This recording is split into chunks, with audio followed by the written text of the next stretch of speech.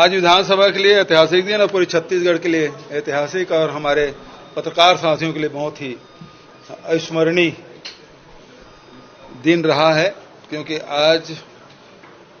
Chhattisgarh media कर्मी सुरक्षा विधेयक न केवल प्रस्तुत हुआ बल्कि पारित भी हुआ है। हमारे पत्रकार साथी जो अपने जान जोखिम में डालकर अंदरूनी क्षेत्रों में जाकर खबर लाते हैं,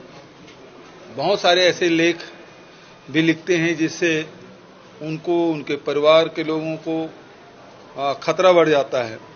साथ ही जनहानि के साथ धनहानि की भी संभावना बन जाती है। ऐसे में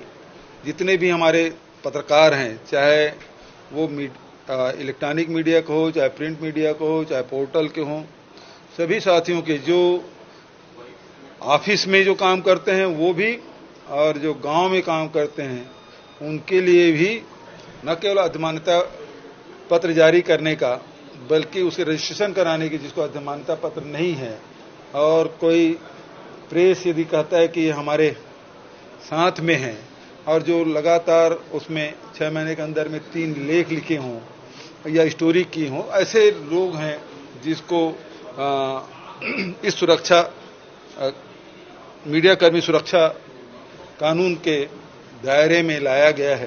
ताकि पत्रकारों के सुरक्षा हो सके। यदि उनके साथ कोई शासकीय कर्मचारी यदि दुर्व्यवहार करते हैं या फिर उनकी शिकायत के लिए भी एक समिति बनी है जिसको बहुत अधिकार संपन्न बनाया गया है, तो प्रदेश स्तर पे होगा और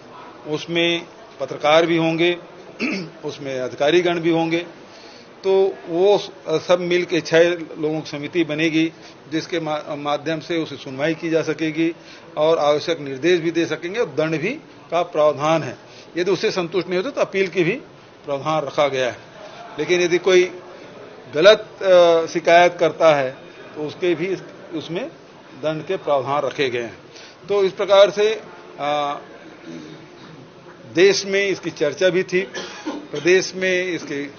बहुत दिनों से प्रतीक्षा थी। मैं इस अवसर पर जस्टिस आफ्ताब आलम जी, सुप्रीम कोर्ट के सेवानिवृत्त न्यायाधीश आफ्ताब आलम जी की अध्यक्षता में एक प्रारूप समिति बनी थी जिसके सदस्य न्यायमूर्ति सेवानिवृत्त श्रीमती अंजना प्रकाश जी, उच्चतम न्यायालय के वरिष्ठ अधिवक्ता श्री राजू रामचंद्रन जी, वरिष्ठ पत्रकार आज हमारे बीच में नहीं है ललित सुरजन जी, श्री प्रकाश दुबे जी,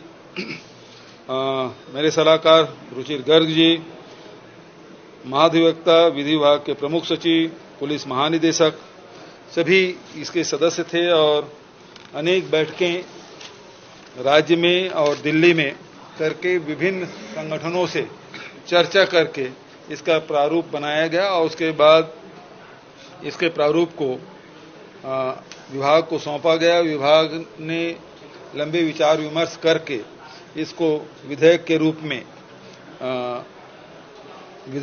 दिया गया और इसे राज्यपाल से अनुमति लेकर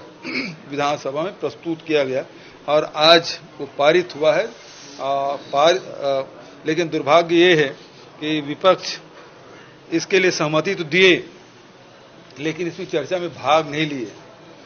किन कारणों से नहीं लिए वो अलग बात है, लेकिन कुल मिला के जो उनकी मंशा थी, अजय चंद्राकर जी बोलने खड़े भी हो गए लेकिन बाद में उसके साथियों ने बिठा भी दिया। तो ये बहुत दुर्भाग्यजनक है कि ऐसे विधेयक जो मूल विधेयक है और पहली बार छत्तीसगढ़ की विधानसभा में प्रस्तुत हुआ है, तो विपक्षी साथियों को भी इसमें अपनी राय रखनी थी, जो नहीं हुआ। ये बेहद दुर्भाग्यजनक है। हालांकि सर्वोन्नति से इस विधेयक को पारित किया गया।